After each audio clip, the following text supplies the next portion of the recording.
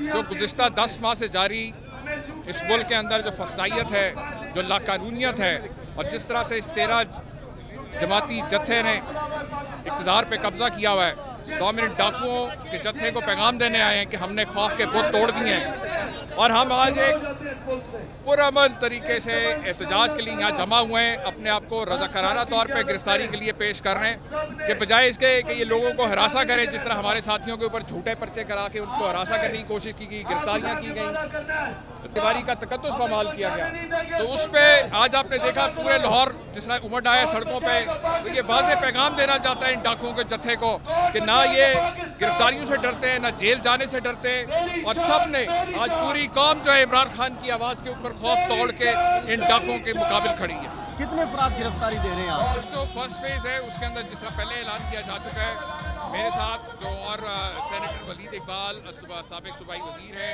हमारे पुराने जो सीनियर अहदेदार हैं कुछ वो हैं, और कुछ 200 के करीब कारकुन हैं जिन्होंने अपने वॉलंटियर किया। ये कल तक प्लान था, लेकिन आज सुबह आपने देखा पार्टी ऑफिस में भी, यहाँ पे भी, तो ये सब लोग जो यहाँ जमा हुए हैं, ये अपने आप को रज़ाकाराना तौर के ऊपर गिरफ्तारी के लिए पेश करने के लिए। नहीं, अगर गिरफ्तारी नहीं करते तो फिर क्या करेंगे?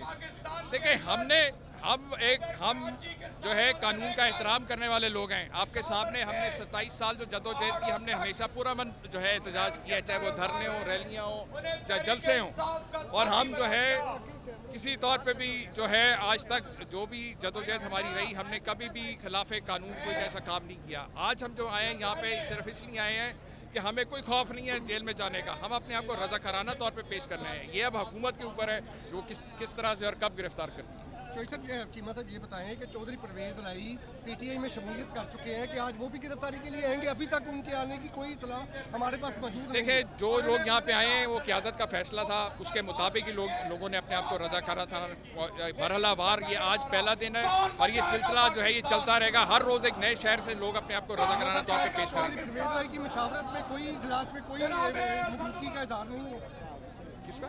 चौधरी परवेज़ लाई साहब मुशावरत का हिस्सा नहीं? चौधरी परवेज़ लाई साहब भी ज़ाहिर है हमारे एलाइज हैं, 3.5 साल हमारे साथ रहे, इस आईनी सियासी जंग में वो हमारे साथ खड़े रहे, हमारे साथी रहे। फसीले शहर से बाहर बुला के मारा गया, सभी के सामने इबरत बना के मारा गया। मुझे न देख सका कोई सच के रास्ते पे, हसद के दश्त में सूली चढ़ा के मारा गया। बोल नेटवर्क सलाम पेश करता है उस अजीम हीरो को जो आज हम में मौजूद नहीं, लेकिन उसकी याद आज भी हमारे दिलों में जिंदा है।